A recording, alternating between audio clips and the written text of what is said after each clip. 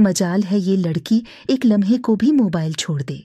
आज आए उसका बाप उसके सामने ही तोड़ूंगी। ज़ैबुलनिसा किचन में संख के आगे खड़ी बर्तनों का ढेर धो रही थी।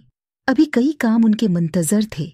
रोजे की हालत में अकेले काम करना खासा दुश्वार था।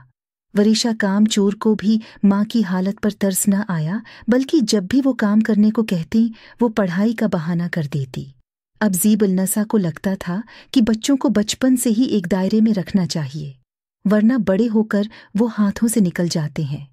कुछ देर के बाद वरीशा कमरे से निकलकर माँ के पीछे आ खड़ी हुई। ज़ैबुलनिसा ने नज़रअंदाज करते हुए सर झटका। जानती थी कोई गरज ही लाई होगी माँ के पास। पता है आपको अबरश के ससुराल से कितनी अच्छी ईदी आती है उसकी। उन्हें उसका नदीदापन सख्त बुरा लगता था। ये देखें, इसने स्टेटस लगाया है। क्या बताऊं अम्मी, ब्रांड कपड़े, जूते, ज्वेलरी, चूड़ियाँ, मेहंदी, मिठाइयाँ, फल, मेकअप का सामान और न जाने किया क्या। वो ऐसे खुश हो रही थी जैसे ऐदी अबरश की नहीं इस हो। जाओ जाओ, मेरा सिर न खाओ। वो तलमला गई। ऐसी बेशर्म औलाद है, इतना नहीं है कि माँ का हाथ बटा दे। लगी मुझे किस्से कहानियां सुनाने। मगर वरीशा इंतहाई ढेठ बनी, अपने सिल्की बालों से खेलती वहीं खड़ी मुसलसल दानत निकाल रही थी, जिसका मतलब था उसके ज़हन में कोई बात चल रही थी।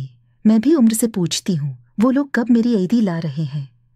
ओ, तो इब्रिश की ईदी का किस्सा बलावजा नहीं सुनाया जा रहा था। खबरदार, तुमने उम्र से ऐसी कोई फजूल बात की। उन्होंने सख्ती से तनबिया की। अरे अम्मी, आज 19वां रोज़ा हो गया है, इन लोगों की तरफ से कोई खैर खबर नहीं।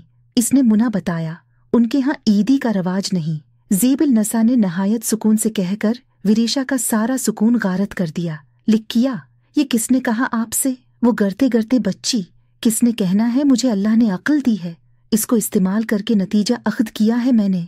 ऐसे कैसे नतीजा अख्द कर लिया आपने? वो माँ के मुकाबिल खड़ी हुई। देखो वरीशा, उमर के उबा की छोटी सी दुकान है और उमर को काम पर जाते दिन नहीं हुए। घर का दाल दलिया पूरा होना दुश्वार हो गया है आजकल। ऊपर के खर्चों की गुंजाइश नहीं उनके पास।